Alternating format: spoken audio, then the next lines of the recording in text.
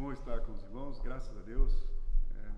Muito bom mesmo, tem sido bem acolhido e foi muito boa a palavra do irmão Ivan, antes tivemos ali. Isso me dá uma tranquilidade muito grande, paz de poder estar aqui com os irmãos, porque sei que esse assunto é muito vasto, não dá para esgotar o assunto, né? A gente acaba até frustrando a expectativa de alguns. A gente pede a Deus que nos dirija de uma certa forma e cremos que Ele tem feito assim. Então me dá paz no sentido de saber, irmão, que Deus opera com a comunidade. Não existe aqui um franco atirador, né? Não precisamos encarnar a figura de um franco atirador, aquela pessoa que vai resolver sozinho. Eu não preciso ser um arqueiro verde, né? Como ele disse, um super-herói. Eu sou mais um de vocês. Graças a Deus por isso. Estamos juntos nisso, queremos juntos aqui, olhando para aquilo que Deus tem a falar conosco, sermos estimulados para que a obra dele seja feita pela ação do seu Espírito em nós, através de nós. E graças a Deus por isso. Então, espero que nessa noite você seja realmente estimulado a permanecer na verdade. E se ainda ela não encontrou lugar no seu coração, que Deus fale com você, que o seu coração se abra para a verdade, porque nesses tempos do fim, a verdade está à porta, batendo. Que porta? A porta das igrejas. Na igreja de Laodiceia, que é a igreja dos últimos dias, eu creio nisso. Igreja de Laodiceia, a igreja dos últimos dias, na qual Jesus está falando: eis que estou à porta e bato. Se alguém ouvir a minha voz e abrir a porta, eu entrarei em sua casa, com ele cearei e ele comigo. É um lugar no qual, é um tempo no qual Jesus, a palavra encarnada, não tem tido lugar no seio da igreja. Esse é o tempo que nós vivemos, né? As igrejas têm mostrado muitas coisas, menos compromisso com as Escrituras. Então, o tema das nossas conferências é a verdade na vida da igreja, e o título da mensagem hoje, o que se espera hoje, que eu falo sobre a Bíblia é a verdade.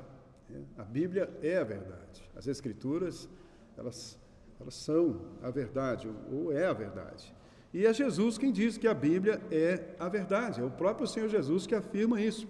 Em João 5,39, falando com os fariseus e mostrando para eles que eles estavam certos em examinar as Escrituras. Jesus não estava contra eles quando disse: examinais as Escrituras. Não estava mandando eles examinar, não. Estava realmente ressaltando algo que sabiamente eles estavam fazendo. Examinais as Escrituras. Por quê? Porque vós credes ter nas Escrituras a vida eterna. Acreditam que vão encontrar nas Escrituras a vida eterna. Só tinha um problema. São elas que de mim testificam, porém, vocês não creem nisso. Não querem vir a mim para terem a vida. Mas então Jesus afirmou que as Escrituras são a verdade. E em João 17, Jesus diz, orando por nós: Pai, santifica-os na verdade. A tua palavra é a verdade. A Bíblia é a verdade. É Jesus que afirma isso. E em João 7,17, parafraseando o que Jesus disse, ele afirmou ali, você pode olhar o contexto e vai ver que faz sentido naquilo que eu vou dizer para você, nessa paráfrase aqui. Ele disse: se alguém estiver disposto a fazer a vontade do Pai, de acordo com o que eu estou dizendo, você irá pelos resultados dessa sua obediência à verdade, à palavra, conhecer que eu, Jesus, estou falando a verdade. Não é?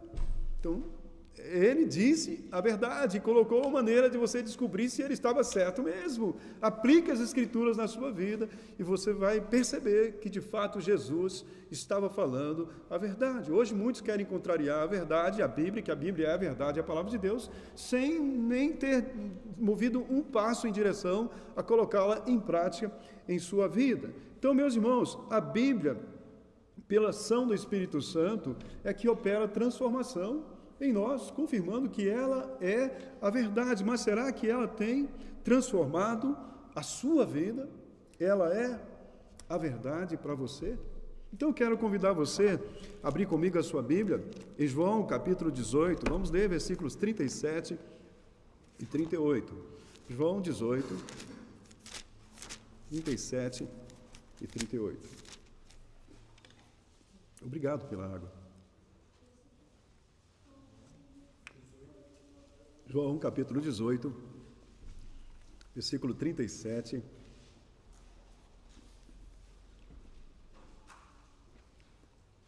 Diz assim: vamos ficar de pé? Podemos?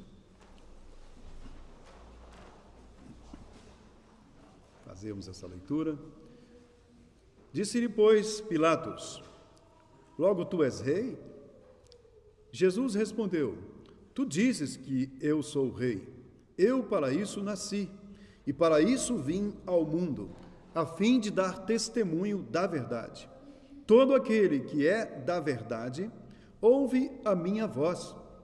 Disse-lhe Pilatos: que é a verdade? E dizendo isso, tornou a ir ter com os judeus e disse-lhes: não acho nele crime algum. Vamos orar. Nosso Deus e Pai, nós te bendizemos, nós nos colocamos diante do Senhor e reconhecemos que a Tua graça, a Tua misericórdia, Deus, que se renova a cada dia, é a causa de nós permanecermos vivos. Louvado seja o Teu nome pela Tua bondade e pelo privilégio que nos concede a nós, pessoas que somos imperfeitas, Senhor, nos levantarmos para falarmos em Teu nome. Obrigado, porque é pelo sangue de Cristo que isso é possível, é pelo sangue de Jesus que nós estamos aqui como igreja diante do Senhor, buscando sermos edificados, ensinados, Senhor, educados pela Tua palavra, confortados, fortalecidos, ó Deus, na esperança de que o Senhor continue operando em nós, através de nós, como igreja, e também salvando almas através da igreja. Pedimos que fale conosco nessa noite. Nós oramos em nome do Filho amado, Jesus Cristo. Amém. Amém. Podeis assentar, meus irmãos. O que é a verdade? Essa é a grande resposta, a grande pergunta de Pilatos, que tem atravessado os séculos e chega até você. O que é a verdade? Haveria uma resposta satisfatória para essa pergunta? Né? Poderia-se responder isso com autoridade?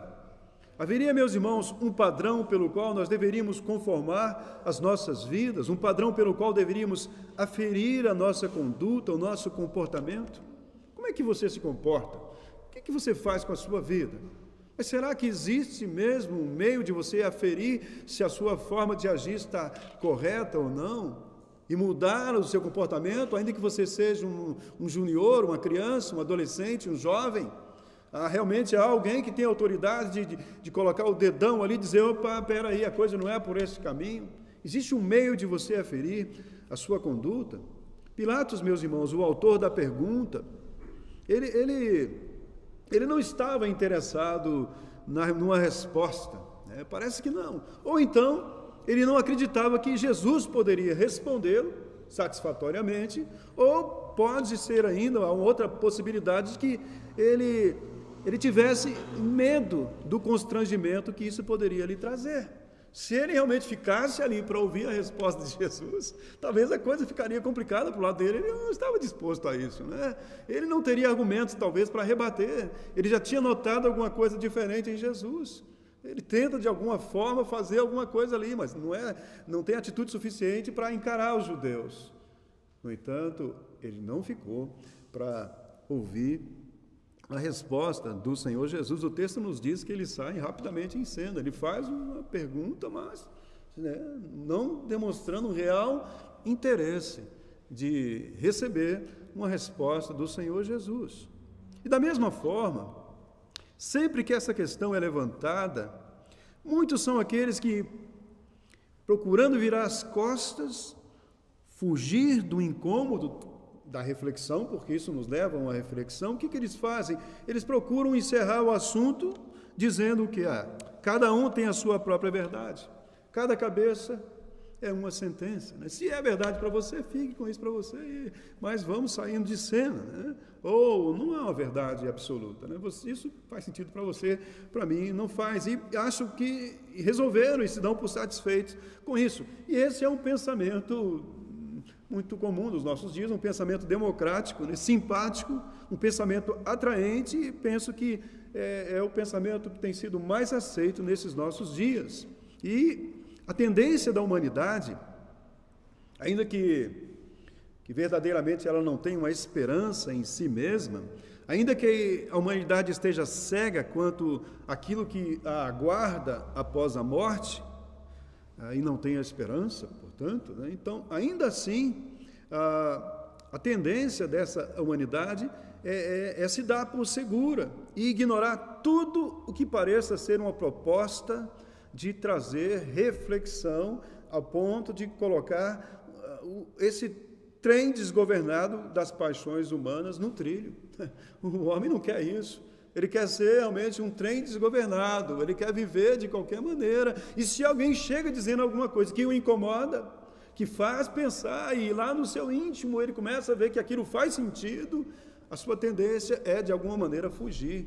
Ele fica inquieto. Ele debocha, que nem parece que talvez Pilatos tenha feito essa pergunta com deboche, né, com desdém, com desprezo, com orgulho e desprezo, e saiu dali. Quem é você para dizer que é verdade o quê, rapaz? Talvez seja isso que ele tem. Então, muitas pessoas agem dessa maneira e querem, então, colocar um fim nisso. E muitos, nesses dias, estão até dispostos a aceitar a Bíblia. Houve um tempo que ela tinha sido massacrada, né? Mas hoje, nos nossos dias, nesse tempo da pós-modernidade, início aí da altermodernidade, as pessoas estão até dispostas a aceitar a Bíblia. Mas de que maneira? Desde que possam dar à Bíblia a interpretação que lhes deixem confortáveis na posição que eles se encontram. Desde que a Bíblia seja apenas uma fonte de alta ajuda, e tem muita gente embarcando nisso. E aquilo que Paulo disse, as pessoas não suportariam, chegariam um certo tempo que não suportariam essa doutrina, mas teriam como que coceira nos seus ouvidos e amontoariam para si doutores que viessem a falar conforme aquilo que elas estavam interessadas em ouvir. São as palavras do apóstolo Paulo. E as igrejas que realmente atendem a essa expectativa da humanidade, pegam a Bíblia e transformam ela num livro de autoajuda e começam a pregar autoajuda, elas estão cheias. São psicólogos que estão ali falando para as pessoas e deixando-as confortáveis, tentando abrandar o sentimento de culpa sem que elas tenham que mudar o seu comportamento. Abaixam o padrão, é o que muitos psicólogos fazem. Estou dizendo que todos fazem isso, mas muitos fazem isso. Tentam abaixar o padrão de moral que a pessoa tem e para que ela possa, então, ficar tranquila com o seu passado, com as suas ações. Então, aceitam a Bíblia, desde que ela contenha supostas ou potenciais verdades, mas desde que ela não seja definida como sendo, de fato, a verdade, o absoluto, aquele padrão pelo qual eu tenho que aferir a minha vida, sem o qual eu não vou chegar a lugar nenhum. E é assim que a Bíblia se apresenta, não é? Ela se mostra assim, sendo a verdade. Não faz questão de ficar argumentando e insistindo com o homem, mendigando o homem para acreditar nela, não. Ela se mostra como a verdade, é o padrão, assim como Deus também o fez. Quando Moisés disse, Senhor, o que eu vou dizer lá para o seu povo? Quem é o Senhor? Qual é o seu nome? Ele disse, olha, diga que eu sou, te enviou, né? Eu sou o que sou, pronto, acabou. Eu não estou sendo, eu não estou em evolução, não. Eu estou pronto, eu sou. E é só isso, Moisés. Vai lá e fala isso. Então, e é isso que realmente impacta o homem. Deus se apresenta. Dizem meus irmãos, um ditado bem interessante, que a mentira é uma coisa que não existe. E quando a verdade chega, ela apenas ocupa o seu lugar. A mentira é um vazio, é alguma coisa que nunca existiu. Você falou uma coisa que não é. Então, mas o dia que a verdade chegar, ela vai apenas encaixar, é o copo vazio. Mas o dia que a água entra, está ali. Você pode falar para todo mundo, está cheio de água aqui, mas se não tiver água, não tem nada. Isso é mentira. Mas quando a água chega, ela não encontra oposição para ocupar o seu lugar. O homem pode ter, mas não tem.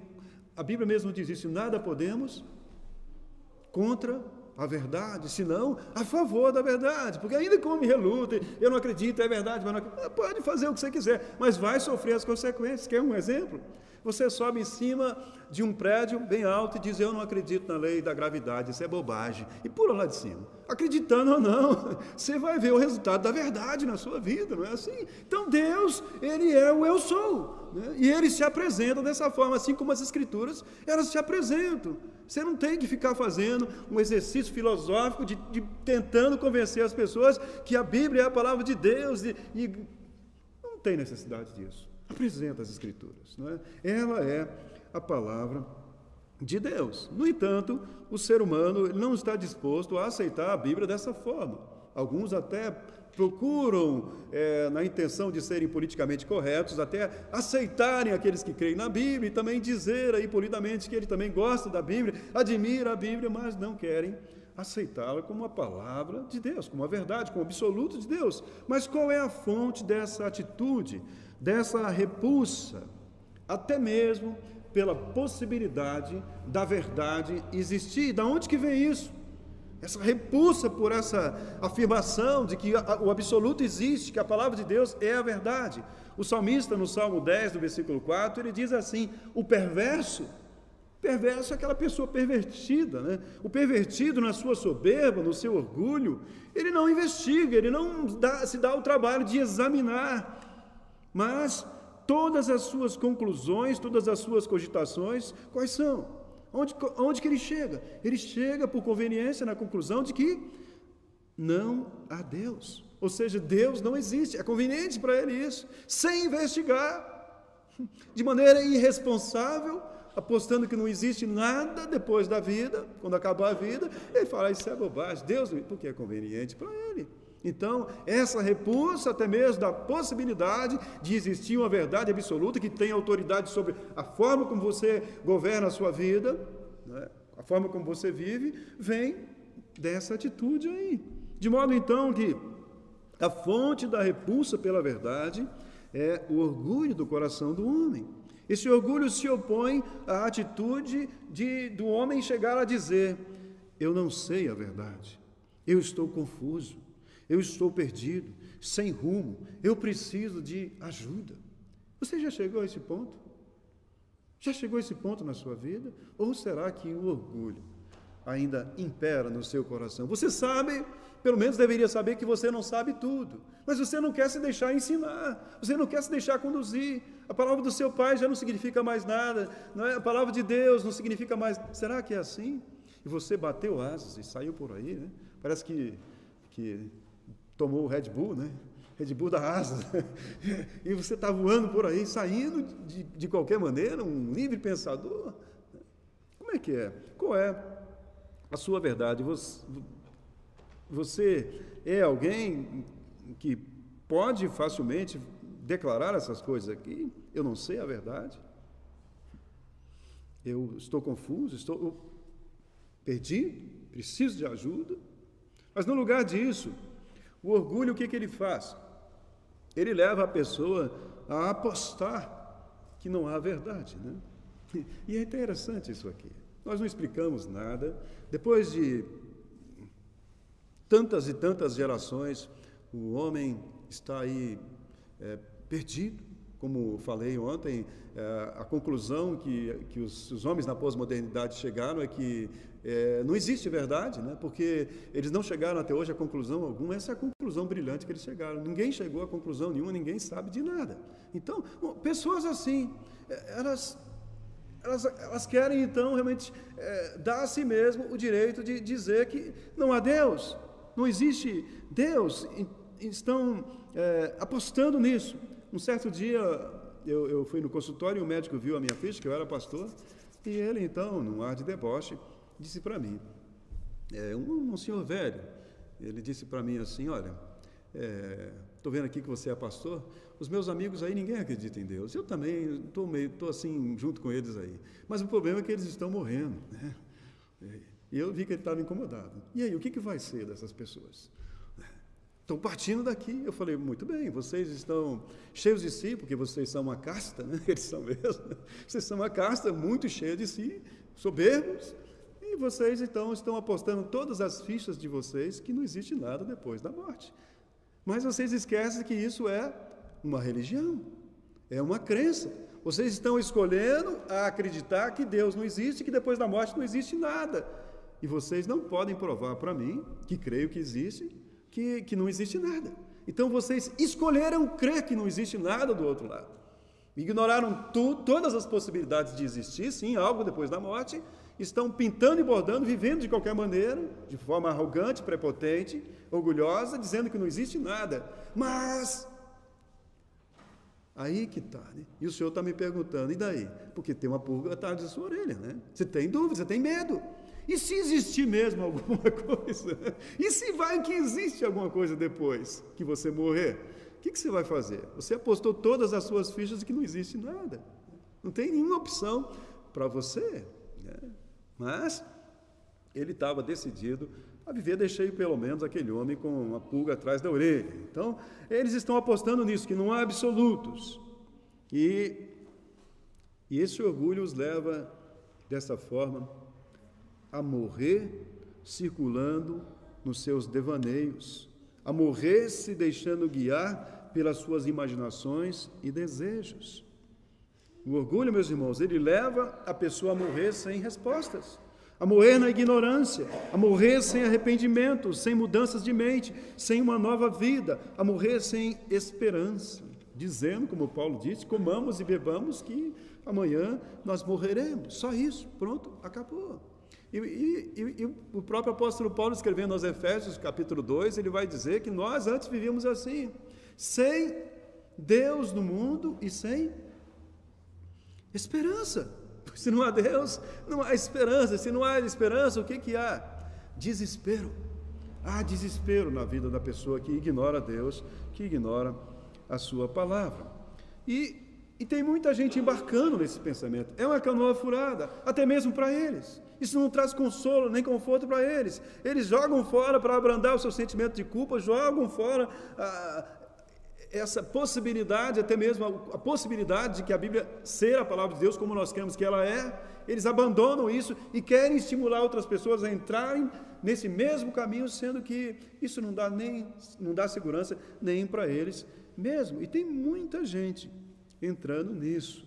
E também embalando principalmente a juventude nesse pensamento, né, tentando fazer novos adeptos, os poetas, eles têm cantado músicas do tipo, por exemplo, trouxe aqui algumas coisas da velha guarda, né, caminhando contra o vento, sem lenço e sem documento, eu vou, né? Então parece legal, né? O que eu imagino aqui? Eu imagino o sujeito numa moto, assim, sem capacete, sem nada, e o vento, assim, se tiver mais cabelo do que eu, né? O vento batendo no tupete dele assim, e ele assim, bem legal, né? Bem à vontade, caminhando contra o vento, sem lenço, sem documento, nem carteira eu tenho, já venceu há muito tempo, eu não tenho responsabilidade, não tenho nada, talvez nem carteira eu tenho, mas eu vou por aí, né? Se você me der uma moto, eu sei pilotar moto, já pilotei mais. Mas eu só tenho carteira para conduzir ônibus, automóvel, ônibus, caminhão, essas coisas até posso dirigir, mas moto não posso, porque não tenho carteira para isso, né? Então seria irresponsabilidade minha, ainda que eu sei fazer isso, mas aqui não.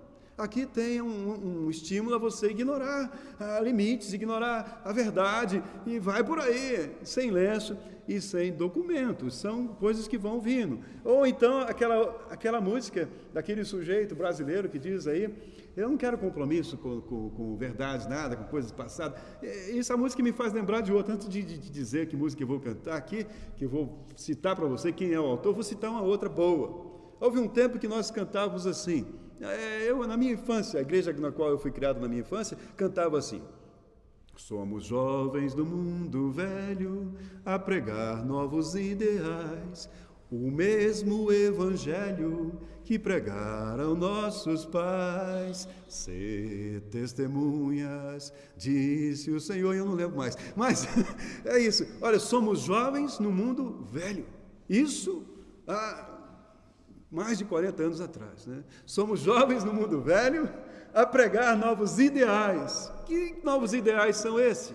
É o mesmo evangelho, não muda, que pregaram os nossos pais, ser testemunha. Não tem que fazer daqui um picadeiro e você ficar virando o Silvio Santos aqui, fazer nada disso. Pregue só a palavra, pregue o evangelho, é só isso. Mas quem não quer compromisso com a verdade embarca no outro barco aqui, que é o Raul Seixas, que diz o quê? Prefiro ser essa metamorfose ambulante do que ter aquela velha opinião formada sobre tudo. Eu não quero ter compromisso com velha opinião, com um padrão. A velha opinião formada sobre tudo é o padrão, as escrituras, né? ser, velho, opinião formada sobre tudo. Eu não quero, cara, quero ser uma metamorfose ambulante, que vou me transformando, mudando e mudando, assim como a sociedade muda, os tempos mudaram. Os tempos são outros, não é? Houve um tempo que o homossexualismo era pecado, mas agora não, para com isso, é uma ofensa. Você pode ser até preso, sabia, pastor Jefferson? Você não pode falar isso, não sei como é que é lá na Índia, mas aqui no Brasil a coisa está ficando feia, né? Em outros lugares está pior ainda.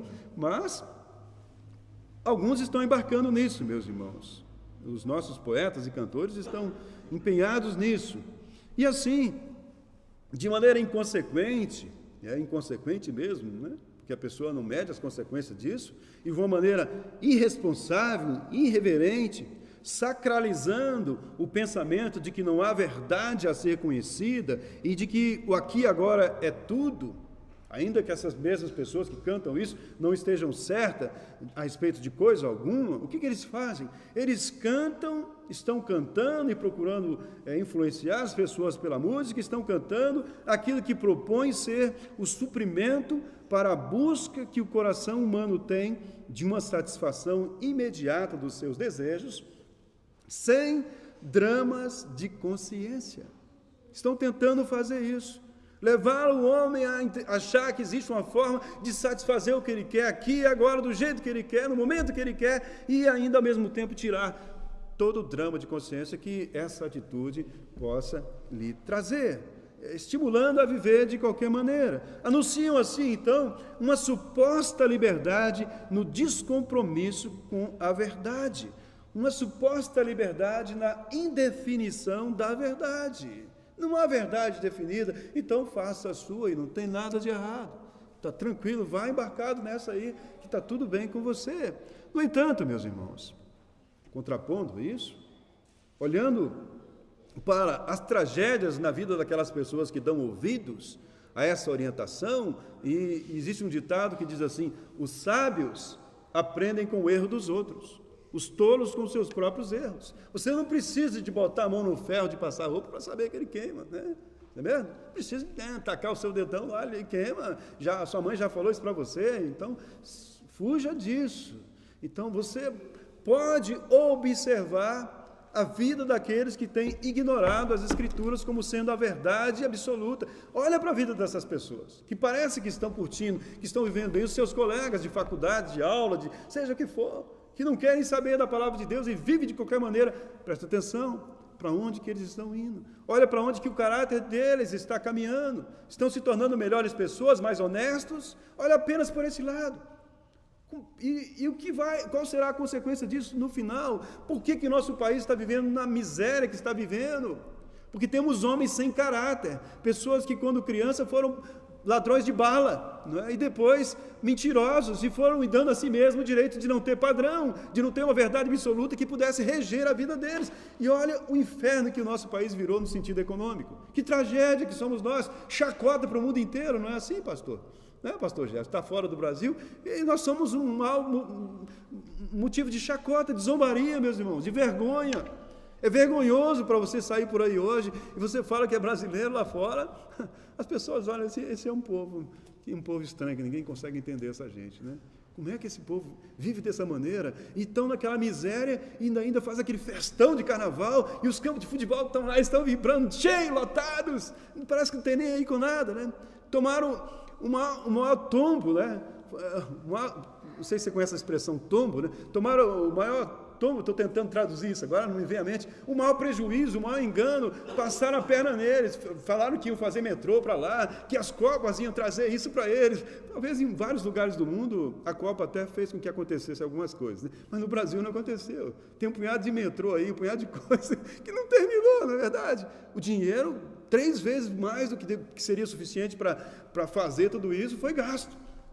Não sei na festa de quem, mas foi gasto, não é? Alguém está fazendo festa até hoje com esse dinheiro por aí, mas as obras não foram concluídas, e nós brasileiros estamos dando risada, né? Estamos aí contentes, felizes, né? Tranquilos, né? Enchendo os campos de futebol, e não queremos nem saber o que está acontecendo, se o juiz julga, se não julga, se o juiz também é um juiz injusto, desonesto, iníquo. A gente não está nem aí, infelizmente, em função do quê?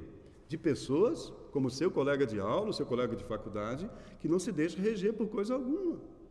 Mas olha a desgraça que isso vai causar, não apenas na vida dele, eternamente, porque muitas vezes esses colarinhos brancos vivem bem arregaladamente até o fim da vida. Eu poderia te dar exemplo de alguns que morreram do bem bom desse país, nunca foram presos, nunca foram processados, né? Mas o salmista vai nos dizer que o fim deles é terrível. Deus os colocou num lugar escorregadio, né? Escorregadio, ainda que esse lugar escorregadio seja aquele lugar que John Bunyan falou que tem na porta do céu. Não sei se você já leu o livro O Peregrino. John Bunyan diz que na porta do céu ele descobriu que ali tem um escorregador que dá direto do inferno. Tchibum, né? O caboclo escorrega, acha que vai entrar nos céus, né? Mas chega lá, ele não sabe a senha, né? E nunca creu, nunca arrependeu dos seus pecados. Termina diretamente no lugar da mentira, na qual ele viveu, porque todo o tempo ele esteve rejeitando a verdade. Então, meus irmãos, nós não precisamos entrar por esse caminho, mas basta nós olharmos para as tragédias na vida daqueles que dão ouvidos a essa orientação. Pessoas que, sem compromisso com os valores definidos, se encontram desajustadas, sem rumo e sem esperança. Podemos dizer que a liberdade, podemos dizer com toda certeza que a liberdade, ela não está no viver sem rumo, num viver desencaminhado, num viver sem compromisso.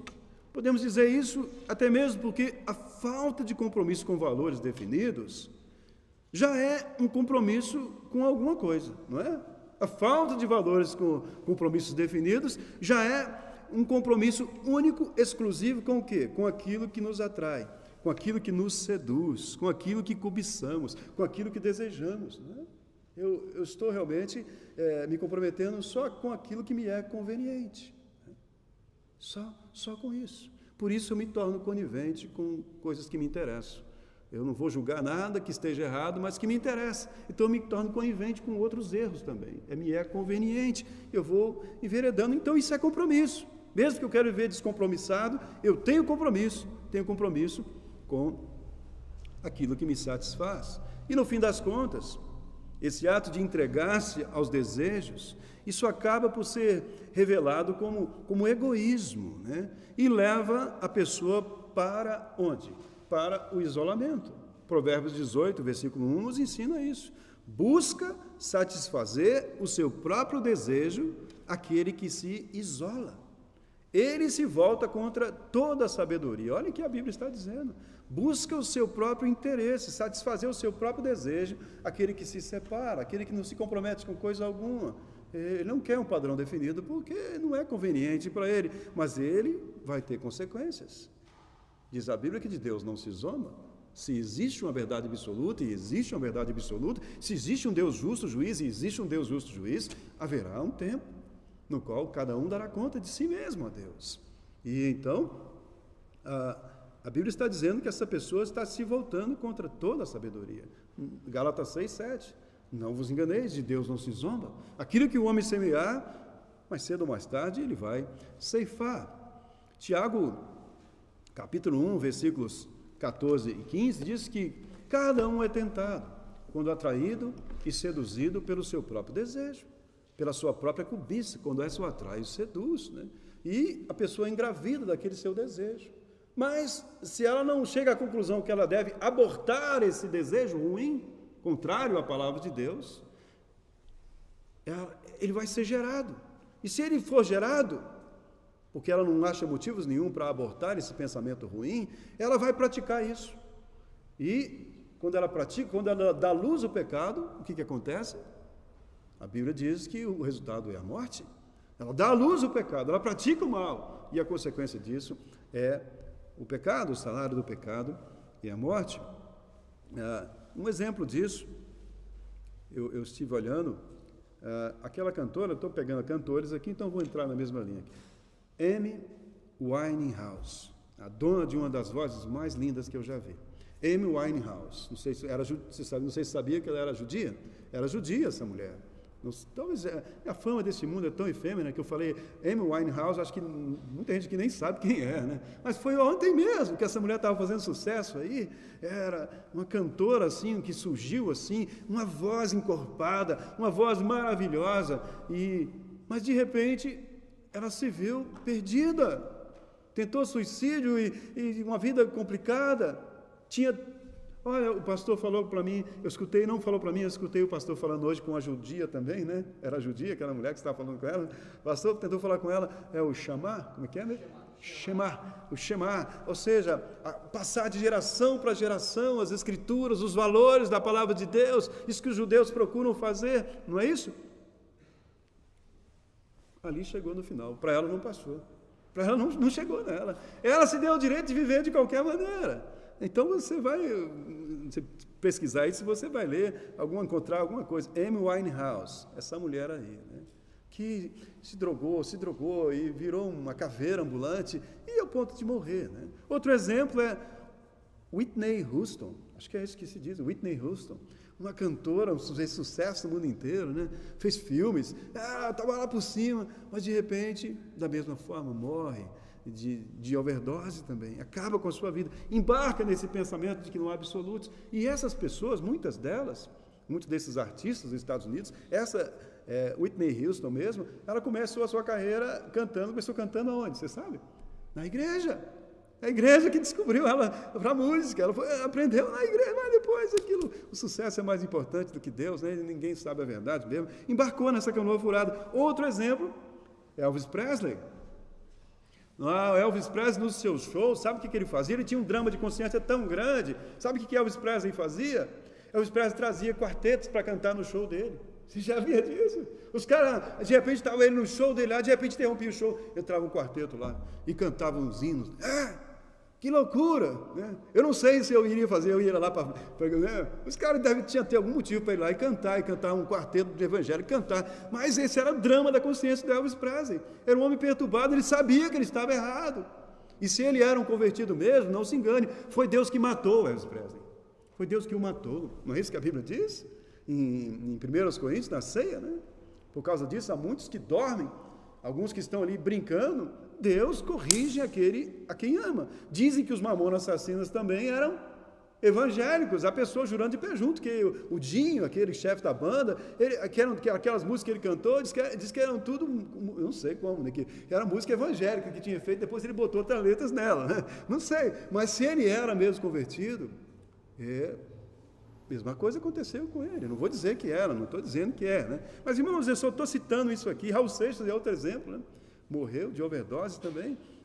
Então, esses são exemplos de pessoas que embarcaram nisso, nessas mesmas coisas que o mundo está tentando você a fazer, a ignorar a palavra de Deus como absoluto, ignorar a palavra de Deus como a verdade que tem autoridade sobre você, e embarca, caminhando contra o vento. Você vai ver onde você vai dar nesse negócio, né? Eu conheci um rapaz, um homem, que ele comprou uma motona daquelas Harley Davidson, bem grandona, bem bonitona, todo protegido com aquelas roupas, capacete, aquela coisa, e esses caras põem aquilo, parece que eles estão blindados, né? Eles saem que nem uns malucos por aí, vindo para cá mesmo, eu tomei o maior susto, né? Porque eu estava na pista, ultrapassando outro carro, carro, passou um louco por mim, entre eu e o como é que chama aquele negócio ali? Guarda-rei? Aquela proteção que tem ali. Eu tomei um susto, porque aquilo faz um barulhão, né? É maluco. Eles acham que eles estão blindados, mas conheço um que estava indo em direção a aqueles lugares gelados das montanhas lá de Santa Catarina, né? Ali, Urupema, Urubici, tem uma pedra furada, que é um lugar muito, nunca fui, e ele estava indo para lá, e de repente, numa das curvas daquela, um pai de filhos, homem formado já, ele caiu, bateu a cabeça num guarda-rei desse aí, já era. Então, se você ultrapassa limites, olha, a hora que você menos espera, as consequências surgem, né? E para muitas pessoas é um caminho sem volta. Quer um exemplo disso? Olha para Cazuza, um outro cantor. Cazuza, uma outra vítima desse pensamento pós-moderno, ele cantou a confusão mental na qual ele se encontrava e na qual ele morreu, perdido e sem esperança. O que Cazuza cantou? Vou trazer para vocês uma música dele chamada Ideologia. Ele cantou assim: meu partido é um coração partido e as ilusões estão todas perdidas. Simpático, né? Parece interessante, legal, né? Pessoas cantam isso, tem vantagem nisso? Tem alguma vantagem nisso? Ele canta mais: os meus sonhos foram todos vendidos tão barato que eu nem acredito. Eu nem acredito. Olha aí, frustração. E o que mais? Meus heróis morreram de overdose e meus inimigos estão no poder. Olha aí, quer dizer, estou por baixo. O meu prazer, tudo aquilo que eu acreditei, os meus heróis, tudo aquilo acabou, né? Eu não cheguei a lugar nenhum com os meus mentores. Quem foram os meus mentores? Eu pergunto para você, quem são os seus mentores? Eles merecem crédito? Você chegou à conclusão que a Bíblia não merece crédito? Tem alguma coisa, a sua música, os seus cantores de rock, o seu, sei lá, o que você tem aí que está te influenciando, isso merece mais crédito do que a palavra de Deus? Olha um sujeito que acreditou nisso que ele está dizendo, que foi um ícone, né? Que foi realmente uma pessoa, um mentor de muitas pessoas, que foi alguém que serviu de exemplo para muita gente, e é alguém aclamado até hoje, que está ainda influenciando o pensamento das pessoas. Mas olha, ele dizendo do seu próprio fracasso: os meus heróis morreram de overdose, os meus mentores não chegaram a lugar nenhum, e foi aonde que ele foi também. Ele diz ainda: o meu prazer, que prazer que era o prazer de Cazuza? Cazuza foi namorado, sei lá o que pode dizer disso, do Ney Matogrosso, né? E viveu com outros, era um homossexual. Então ele está dizendo isso: o meu prazer agora é risco de vida. O que será que ele queria dizer com isso? Eu não vou afirmar que é isso, mas ou ele já estava contaminado pela AIDS, ou ele estava realmente sabendo o risco que ele estava correndo. Então, o meu prazer agora é risco de vida. E ele diz mais aqui: meu sexo em drogas não tem nenhum rock and roll. Não tem nenhum embalo nisso. Meu sexo, a minha vida de sexual, minhas drogas, a minha perversão, isso no fim, quando a música para, a música não pode parar. Eu tenho que cantar. É aquela ideia, eu tenho que cavar um buraco para tapar o outro. Eu tenho que viver nisso. Um abismo chama outro abismo. Eu estou nisso. Ele entrou nessa ciranda. Não quis compromisso com a verdade, como nós somos tentados muitas vezes. Saber de uma coisa? Não é bem assim não, né? Acho que essa igreja aí, vou mudar de igreja, essa igreja aí é muito exigente, né? Isso aí é muita coisa. Não, eu estou ficando pirado com esse negócio aí, não me incomoda demais ficar pensando em pecado. Deixa eu dar a mim mesmo a liberdade, pelo menos um dia, né? Está aí. Uma pessoa que quando a música acabava, ele não tinha para ir. Ele diz mais ainda: eu vou pagar a conta do analista para nunca mais ter que saber quem eu sou. Olha que loucura. Eu não quero dar conta da minha vida, não quero saber quem eu sou. Eu quero alguém que me desprograme, alguém que produza uma amnésia em mim, que faça uma lavagem cerebral, alguém que faça alguma coisa aí na minha vida, uma reprogramação, porque eu não consigo suportar o que eu vivi até agora, a minha história, o meu passado. Isso me arrebata. A minha justiça não é nada. As minhas culpas como um vento me arrebatam, né? A minha justiça como um trapo de imundície. Tudo aquilo que eu penso que era bom, acabou em nada.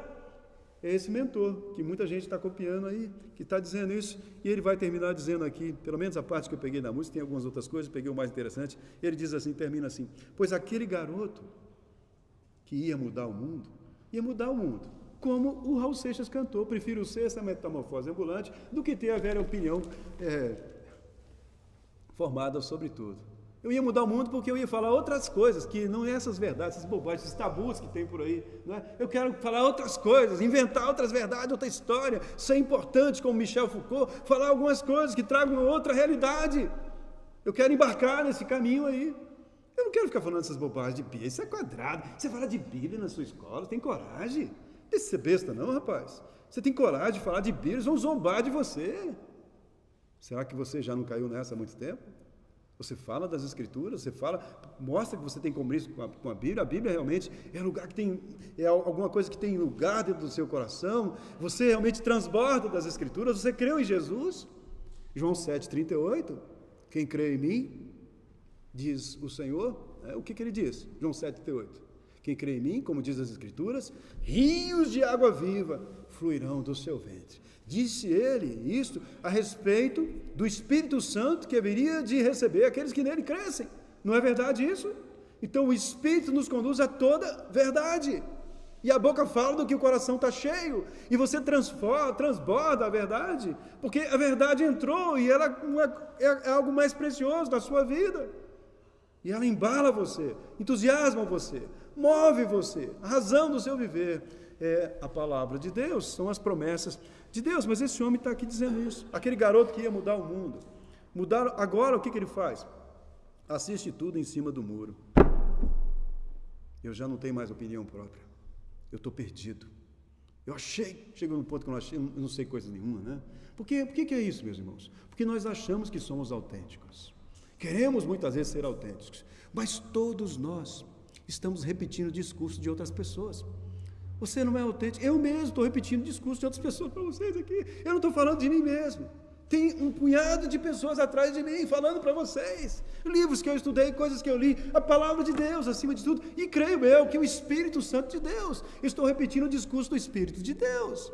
Eu não sou autêntico e nem tenho pretensão, nem devo ter pretensão de ser. Vou desafiar a Bíblia, vou desafiar o mundo porque eu quero ser eu mesmo. Aquela propaganda da Guaraná Antártica que eu falei ontem, né? Seja você mesmo, mas beba Guaraná Antártica, né? Quer dizer, bobagem, né? Você vai sempre repetir um discurso. Qual é o discurso que você escolheu para repetir? Você tem alguma coisa de si mesmo para dar para o mundo? Você pode desprezar a palavra de Deus? Você tem algo melhor para realmente oferecer para os seus filhos? Porque se ainda que você não tem, eles virão. Tem certeza da decisão que você está tomando? Que o seu caminho realmente deve ser o caminho da prostituição, do homossexualismo, das drogas? Você vai enveredar por isso, como se isso é a minha verdade? Você quer isso para os seus filhos? Você está certo que esse é o caminho melhor do que a palavra de Deus para você? Está disposto a enveredar nisso? Não pense só em si mesmo, mas sabe que os seus atos trazem consequências para gerações futuras. A Bíblia nos fala disso. E o Cazuza termina dizendo o quê? Esse homem que rebela com tudo, ele termina essa música dizendo, e o refrão da música fala isso: ideologia, eu quero uma para viver. Que contrassenso, não é? Ideologia, eu quero uma para ver. O sujeito demole com todas as coisas e está dizendo, eu preciso de uma direção, eu preciso de uma ideologia, eu preciso de um alvo para a minha vida. Então aqui a gente vê alguém que, tendo sido um instrumento de proclamação da irreverência, do descompromisso com a verdade, a gente vê essa pessoa aqui clamando até a morte por uma verdade definida, a qual, na verdade, ele repudiou. Ele repudiou isso. Com a sua história mostra isso, que ele repudiou os absolutos, repudiou Deus, a palavra de Deus. Mas, ao mesmo tempo, ele está caçando alguma coisa. Ele está em busca de alguma coisa. Você vai embarcar nisso? Você vai desprezar a Bíblia também? Vai embarcar nisso? Será que você precisa chegar a esse ponto para sentir que isso não vale nada? Os sábios aprendem com o erro dos outros, os tolos com os seus próprios erros, e muitas vezes não tem retorno, não tem mais volta. E essa então é a contradição dos nossos dias. Querem quebrar os paradigmas, detonar todos os valores judaicos cristãos, que ainda dão sustentação para a nossa sociedade, com um pouco de equilíbrio que a nossa sociedade ainda tem. Então querem detonar com todos esses valores, mas não oferecem nada para dar sustentação à vida. Falando sobre isso, em Romanos 1, 22, o apóstolo Paulo diz que essas pessoas, dizendo-se sábias, tornaram-se loucas. Dizem que são sábias porque não precisam nem de Deus, mas são loucas, são completamente varridas. E como foi que nós chegamos a esse atual momento de convulsão no pensamento da sociedade? Como é que nós estamos chegando a esse ponto? Partindo, meus irmãos, do princípio de que o movimento modernista que esperava encontrar a verdade pela razão, para isso que o movimento modernista pregava, nós vamos chegar à verdade pelo método científico. Nós não precisamos de Deus, de crença, de religião, nada. Nós vamos chegar lá completamente pela razão. Mas como chegou num ponto que todos viram que isso falhou, o atual pensamento pós-moderno concluiu que o culpado por isso é o fato de que qualquer busca pela verdade é absurda. A modernidade buscava uma resposta, uma verdade através da razão, encontrar uma verdade pela razão, mas a pós-modernidade não dá o braço a torcer do mesmo jeito e diz, não, mas a culpa disso é porque qualquer busca pela verdade é absurda. Por quê? Porque não existe verdade. Não tem onde chegar. Não existe verdade. Por que não tem verdade? Porque não há parâmetros para dizer que se você chegou à verdade ou não. Você pode dizer que chegou à verdade, mas não há parâmetros para aferir isso. Então, é essa a conclusão que as pessoas chegaram e estão trazendo isso para nós. Estão jogando, lançando isso para o nosso pensamento, para a massa, através de música, através de uma série de coisas. As mídias estão tentando passar isso para nós e estão atingindo a igreja.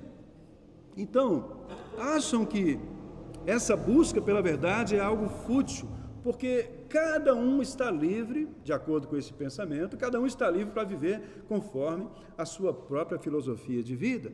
E com isso, se antes, no tempo da modernidade, né, Deus era algo tido como abominável, coisa para ignorantes, agora não é mais.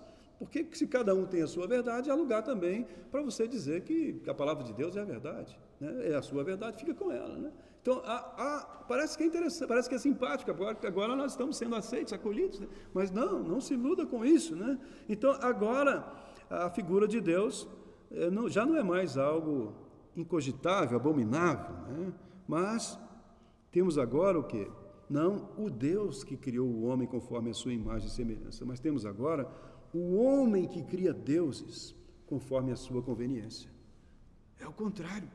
Existe um Deus, mas um Deus que você elegeu para si. O John MacArthur coloca isso da seguinte maneira, no seu livro Guerra pela Verdade, ele coloca dessa forma: o alvo da filosofia humana costumava ser a verdade sem Deus. As filosofias contemporâneas estão abertas à noção de Deus, porém sem a verdade. Antes era uma verdade sem Deus, agora pode ter um Deus desde que você não fale da verdade, que ele é o Deus da verdade. Um Deus sem a verdade, ou seja, uma espiritualidade pessoal, espiritualidade, né, modo de dizer, pessoal, na qual todos têm liberdade de criar o seu próprio Deus. Esses deuses pessoais não representam ameaça alguma ao egoísmo pecaminoso, porque de qualquer forma esses deuses se adaptam às preferências pessoais de todo pecador e não impõem qualquer exigência a ninguém, não faz ameaça ao comportamento de ninguém. E esse pensamento pós-moderno, ele está batendo à nossa porta e ele tem encontrado lugar no seio da cristandade, né? As igrejas estão abrindo a porta para isso, pois estamos vendo as igrejas alargando o caminho estreito, facilitando a vida para que o pecador possa chegar na igreja, para aquele que quer estar na igreja e estar no pecado ao mesmo tempo. Estava falando com o pastor ali, muitas igrejas para atrair pessoas, as chamadas igrejas emergentes, né? E vou citar nome aqui, vou citar nome, não deixa, as igrejas emergentes, você pesquisa sobre isso aí, elas estão cantando aí Johnny Quest, acho que é J Quest, Caetano Veloso. Quando? Nos louvores da igreja. Você chega lá, no culto deles, é isso que eles tocam lá, e o cara está tocando aquela bossa nova lá, e eu mostrei para o pastor, eu mostrei isso para ele, tem até um vídeo aí para mostrar isso. Então, isso que é o ponto que nós estamos chegando, queridos. E tá o quê? Aí depois daquele tempo, eles fazem um círculo assim, aquela coisa assim, um círculo, né? Não tem um púlpito, tem nada, e aí bate um papo ali, né? O cara fala uma coisa, fala outra, um papo legal, assim, tira uma moral, uma lição de moral daqui, uma autoajuda, faz daquilo ali assim, e todo mundo sai ali confortável, com a sua consciência, tranquilo, né? Que alívio, tirei um peso da minha consciência, e vai embora no seu pecado, de qualquer maneira. E com isso, o que é que acontece? Com isso, a igreja incha, né? A igreja se enche de pseudos cristãos.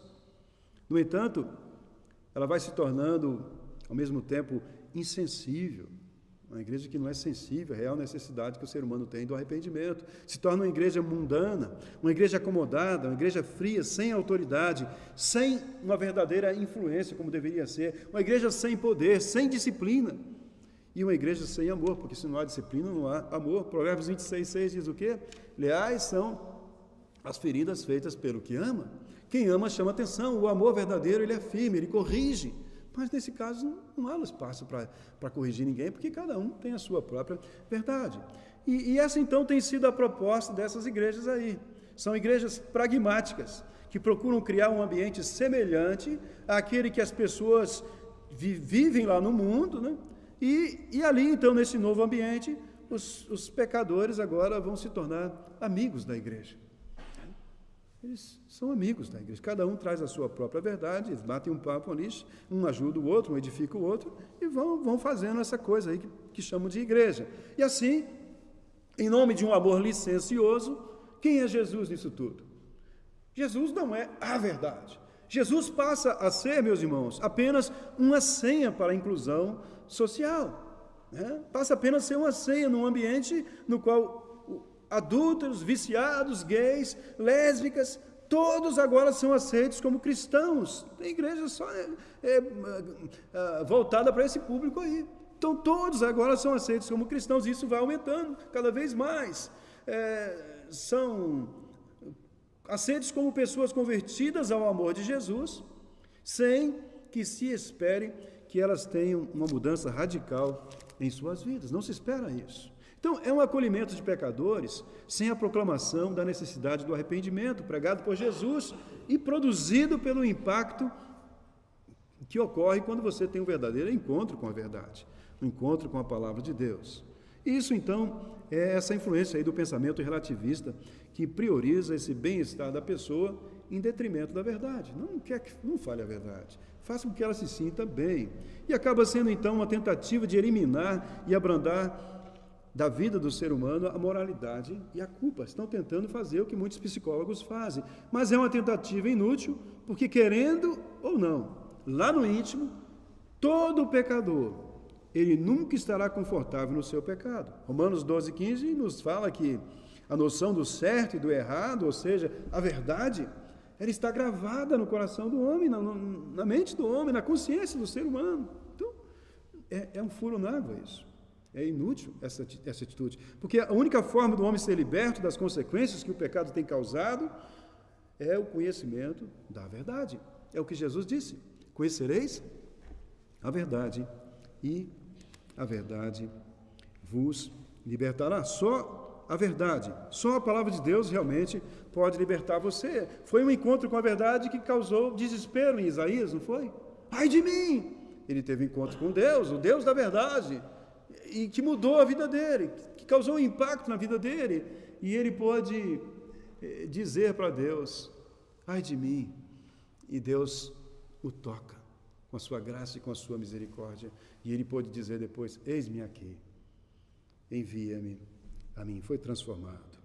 Então, meus queridos irmãos, você já teve esse encontro com a verdade?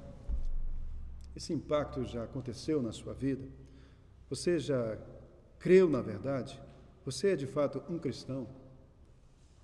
Conhecereis a verdade e a verdade vos libertará. Isso já fez sentido na sua vida? Se o Filho vos libertar, verdadeiramente sereis livres. Eu sou o caminho, eu sou a verdade. Você creu nisso mesmo? Que Jesus é a verdade? Isso já encontrou lugar em seu coração? E se encontrou, como é que você sabe que encontrou?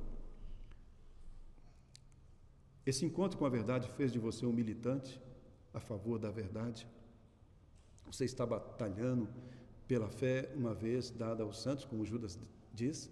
Se você é um crente de verdade, então há essa disposição no seu coração. Mas se não, tem alguma coisa errada com você. Você não vai ter condição de se empenhar pela verdade se você não estiver comprometido com a verdade. Nem estímulo para isso você tem, se ela não encontrou realmente lugar na sua vida. Então, deixa eu dizer mais. Se você não tem estímulo nenhum para pregar a palavra de Deus, para assumir publicamente compromissos com Deus, há uma grande evidência de que você não é salvo, de que você não foi convencido pelo Espírito de Deus a respeito da verdade. Se você é mais um esquenta-banco aí, mais uma pessoa insonsa, mais um sal que não salga, eu não estou dizendo que você não é um salvo, mas questione a sua salvação. Questione, não estou dizendo que obras salvam ninguém, mas fé sem obras, ela é morta, é um perigo tremendo, você ir para a sepultura, um cristianismo frouxo, cristianismo no qual não há fruto nenhum. Pelos frutos se conhece a árvore, diz o Senhor Jesus. Então, terminando aqui, nas palavras de John MacArthur, a Bíblia descreve um cristão verdadeiro de que maneira? Como aquele que conheceu a verdade, foi liberto por ela, como aquele que, tendo crido na verdade de todo o coração, agora obedece à verdade mediante o agir do Espírito Santo em sua vida e recebe, consequentemente, um amor fervoroso por meio da verdade, pelo contato da verdade. Ele é renovado nisso, ele recebe um amor fervoroso por meio da verdade mediante a obra graciosa de Deus em seus corações. Portanto, se não há absolutos em sua vida, se não há sentido naquilo que você conhece, com aquilo que você crê, com aquilo que você ama, pelo menos diz que ama, e aqui se submete por uma razão ou outra, se não há sentido nisso, se você não sabe por que está fazendo isso, é porque então, por que é? É porque, segundo a Bíblia, você realmente não assimilou a verdade. São palavras de John MacArthur aqui, né? E se é assim, não sei se é o seu caso, mas se é assim, então por mais que você afirme ser um cristão, olha, você precisa saber que não há em sua vida evidências de que você está convicto de que a Bíblia é a palavra de Deus, porque que tem essa convicção, a sua história muda. Ele se torna um testemunho. Né? Recebereis poder ao vir sobre vós o Espírito Santo de Deus. E uma pessoa que não tem o Espírito de Deus, de acordo com Romanos 8,12, esse não é dele. Mas se o Espírito Santo habita, ele nos dá poder. Né? Nós dependemos dele, ele opera em nós, nos renova, nos fortalece. Né? Recebereis poder ao vir sobre vós o Espírito Santo de Deus. E sereis minhas testemunhas. Né? E se é a sua verdade, eu não sei, eu tenho boas notícias para você.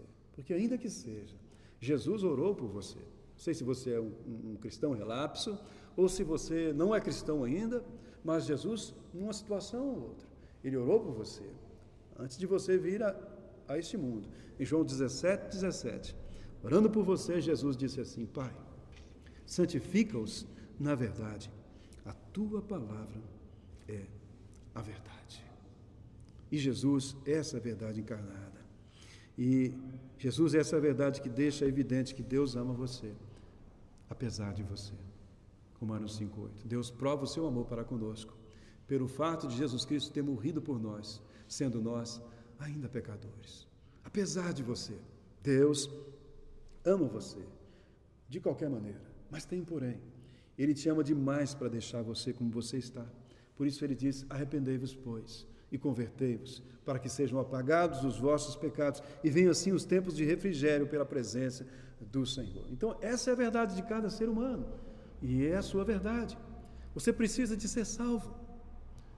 Se você já foi salvo da condenação do pecado, você precisa continuar sendo salvo da influência do pecado, para que você seja salvo da presença do pecado. São os 3 tempos da salvação.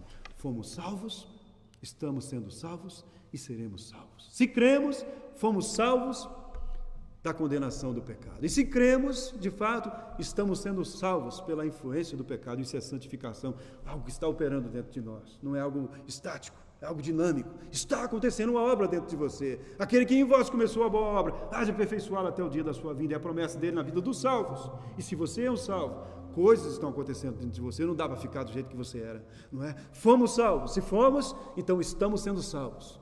E um dia, na glória, a glorificação, seremos salvos da presença do pecado. Meus queridos, essa é a verdade da palavra de Deus. Ele tem um plano com você agora. Ele ama você e ele chama para você para andar na verdade e dizer como o salmista: lâmpada para os meus pés é a tua palavra e luz para o meu caminho. É a sua verdade? Deus abençoe, que seja sua, seja de todos nós. Vamos orar. Pai amado, obrigado por este tempo e pedimos que aplique a sua palavra em nossos corações. Nós necessitamos do Senhor. A cada dia necessitamos das tuas misericórdias. Somos, Senhor Deus, homens inclinados todos os dias ao pecado, a duvidar do Senhor, a sair da tua presença. Mas contamos, Senhor Deus, e temos contado, como é assim, a cada dia com a tua graça, com a tua misericórdia. E pedimos que nos atraia para o Senhor a cada dia, para a sua beleza, para a sua santidade, para a tua glória, Pai. E que o Senhor esteja tendo toda a liberdade em nós. Ah, meu Deus, que venhamos nos render ao Senhor, não fazer nenhuma oposição ao teu Espírito, mas sermos dirigidos pelo Senhor, ó Deus, para amarmos, ó Deus, com o amor com que o Senhor tem nos amado. Em nome de Jesus. Amém. Amém.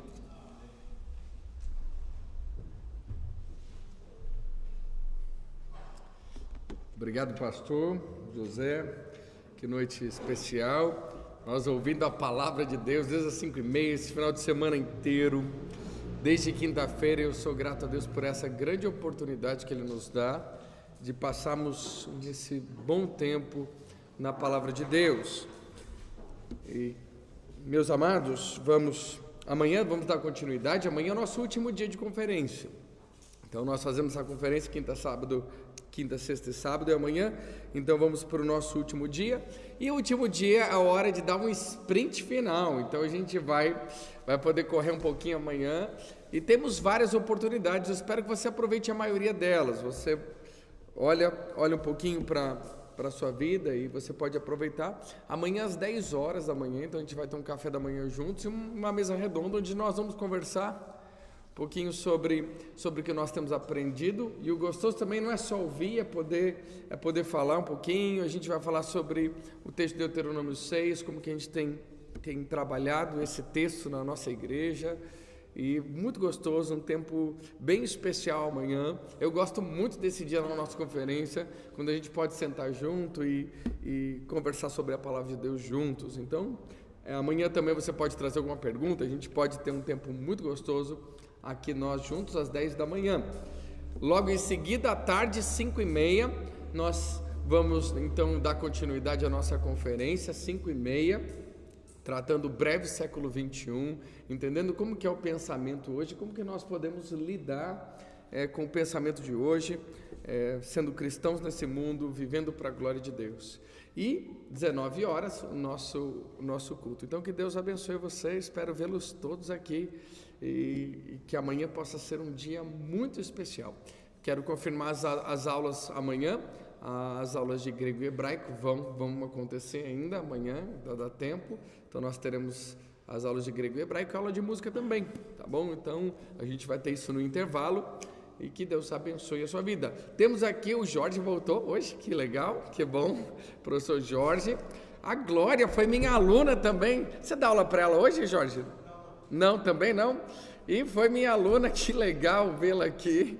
Que como Deus tem me abençoado com você aqui hoje, estou muito feliz. Everton está aqui novamente conosco e eu sou grato a Deus por estar com os meus irmãos em Cristo hoje, a igreja do Senhor.